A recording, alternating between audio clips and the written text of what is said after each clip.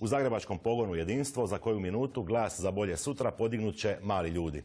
Isti oni čiji glas inače vrijedi samo na glasačkom listiću. Njih 40 želi prijeći crte koje im društvo nameće, a okupio ih je novi projekt Montaž stroja. S njima je naša Maja Njirjak. Majo, o kakvom je zboru riječ? Evo, predlažem da najbolje da sami poslušamo.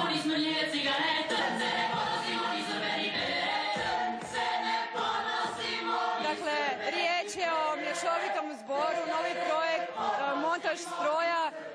Riječ je o zboru malih ljudi, no malih samo u nazivu, jer odreda su to ljudi zaposleni, nezaposleni, umirovljenici koji ne mogu živjeti od svojih primanja, koji su dužni bankama. Ima tu i imigranata, ima tu i pripadnika nacionalnih manjina, njih je sve zajedno 30. Svi oni žele preko crte, preko granice. Razgovarala sam s njima uoči ovog javljanja i pitala o kakvim je to granicama riječ. Odgovorili su mi kako je riječ o individualnim granicama, ali da im je lakše to učiniti zajedno. Dakle, ovo je novi projekt Montaž stroja, podsjetimo, koji je karijeru i započeo sa glazbom, sa velikim hitom Crash and Flame 91.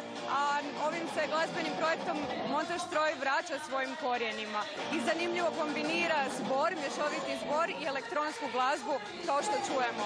U najavi stoji da se pjevaju borbene pjesme 21. stoljeća. Kakve su to borbene pjesme? Otkriće nam sam redatelj.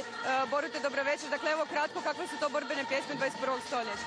Dobro, većinom su, ajmo reći, antifašističke. Ovo što sad slušamo je jedna malo rugalica fašistima ili jedna vrsta karaoke mržnje, karaoke koje može gotovo svako od nas zapjevati kad se nađe u kriznoj situaciji. Najlakše je mrziti one druge i drugačije. Zašto ste se tome posvetili? Velikih ste napravili za vrijeme rata kada nam je bilo najgore, a sada evo opet za vrijeme jedne velike krize bavite se. Pa mislim, čini mi se da je vrijeme da se onako neću li samo svira i pjeva, nego da se dobro razmisli o tom gdje živimo i šta radimo i kako radimo. Ono što smo radili da je s prvim sam mi se čini onak da je tako daleko i da je to neko tako drugo vrijeme da uopće ne znam više šta ima smisla dalje raditi. Hvala Borute, evo zbor će sigurno podignuti prašinu, preostaje vidjeti reakciju publike, ali nadodajmo kako su sve izvedbe danas, sutra i preksutra rasprodane. Stipe. Hvala ti, Majo.